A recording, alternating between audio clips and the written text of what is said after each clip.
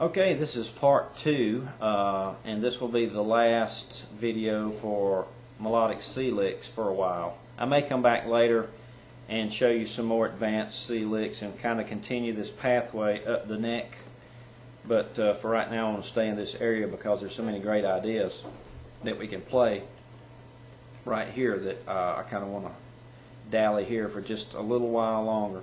So this is going to be a continuation of the video I just sent in for this week, and what I want to do is kind of work from a different angle this time. I'm going to use the same scale pathway, including the mode, going no higher than the open G on the 5th string open.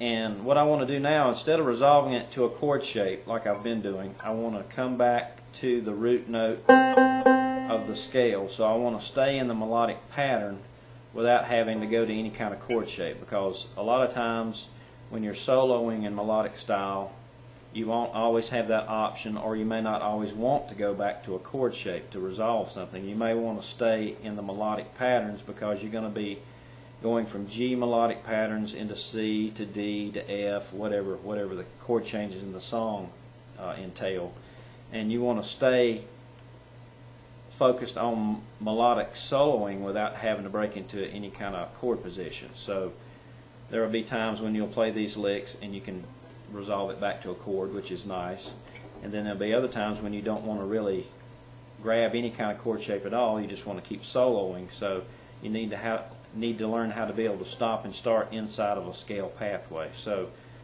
here's what I'll do. I'll start with the A note, which is the 6th note in the scale. This is the 4th string, 7th fret, and I'm going to play up through these notes, and I'm going to resolve it back to the root note, 5th fret of the 3rd string, which is a C. So here's the pattern: 4, open 2, C note at 5 on the 3rd, open 1st, E note on the 5th fret of the 2nd string, open D, C note at 5 on the 3rd, open 2nd, which is a B, back to C at the 5th of the 3rd. 4, 2, 3, 1, 2, 1, 3, 2, 3. And I'll leave the right hand to you. You can pick whatever fingers or thumb you think is comfortable for you. But this is one of the classic melodic ideas where you go from a fretted note to an open string to a fretted note to an open string. Alright, let's say you wanted to carry that idea further. Okay, let's do some what I call cross-linking. Let's link that scale pathway with the E and the F note. Here's E, here's F. And let's see if we can continue to what we call run the scale, or continue to play around with it.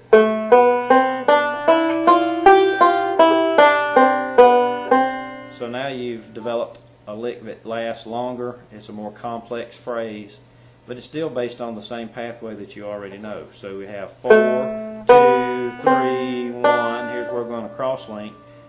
2, 1, 5, 1, 2, 1 open, the C note at 5, open 2nd, open 5th. Now we could also continue spiraling downward in the scale. Let me go back to the first idea again. Now I could go back to the A note, play the open 3rd, go back to this F note at the 3rd fret, 4th string, back to the E note at 2 on the 4th, open 4, and then a B string, and then I could either resolve it to this C note, which is again belongs to the chord shape, or I could go up here to the root note C at the 5th fret. And it may sound like this, going up,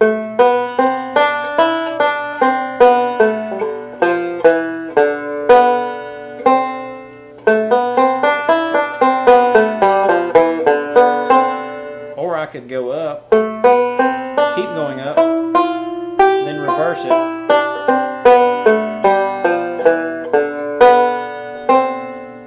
So I have all these multiple options, you know, because I'm just using different fragments of the same scale. So once I learned that pathway, and it's the same one that we've gone over for the last couple of weeks, I can continue to improvise and experiment and combine different pathways.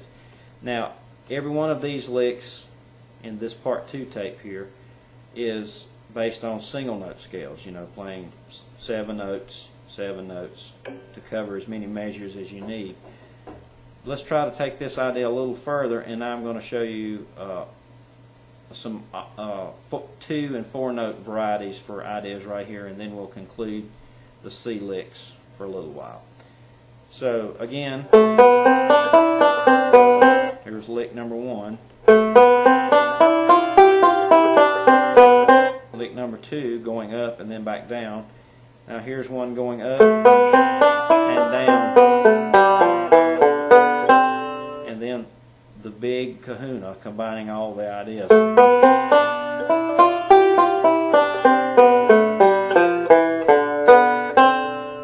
Alright, now let me show you a 4-note variety lick, which is one of the most commonly heard licks in all of melodic banjo.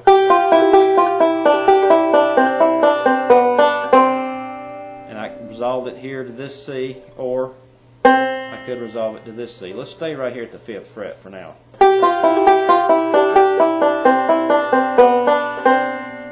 Alright, and again this is a 4-note pattern that's descending. So here's the F, here's the E note. Same 2 notes that we always use. 5, 1, 2, 5, 1, 2. So it's a backwards pattern. 5, 1, 2, 5, 1, 2. Now there's going to be a point where I have to jump off to grab the next fragment. 5, 1, 2, 5, 1, 2. 5. So let me pick a spot here. Open first will be my jumping off point. 5, 1, 2, 5, 1, 2, 1, open. 5, 2, 3. Now there's another jumping off point. So 5, 1, 2, 5, 1, 2, open first. 5, 2, 1, open, jumping off point. 3, 2, 1, 3, open second, open first, and then I'm back to the 3rd, which I'm already holding. So let me run through the lick and you watch my fingers as I cycle through the scale positions.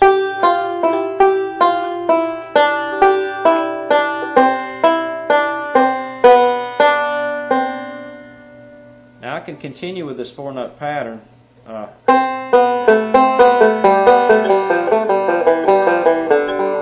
You know, if I wanted to, and make it a 4-note descending pattern that lasts more than, you know, 1 measure or 2 measures, however many measures I need it to last, I can continue to run it as long as I don't run out of scale notes to play. But that's a really cool and really common one. Another fingering for that is to do this, is to put the pinky at the 7th fret of the 3rd string while you hold the E and the F, but that's a really big stretch. And what you're actually reaching for is this D note. The 3rd string at 7 is a D. So what I do is, instead of trying to grab this pinky, which I'll do sometimes, I'll decide to find that D note on the open first. There it is. There it is, open on the 1st.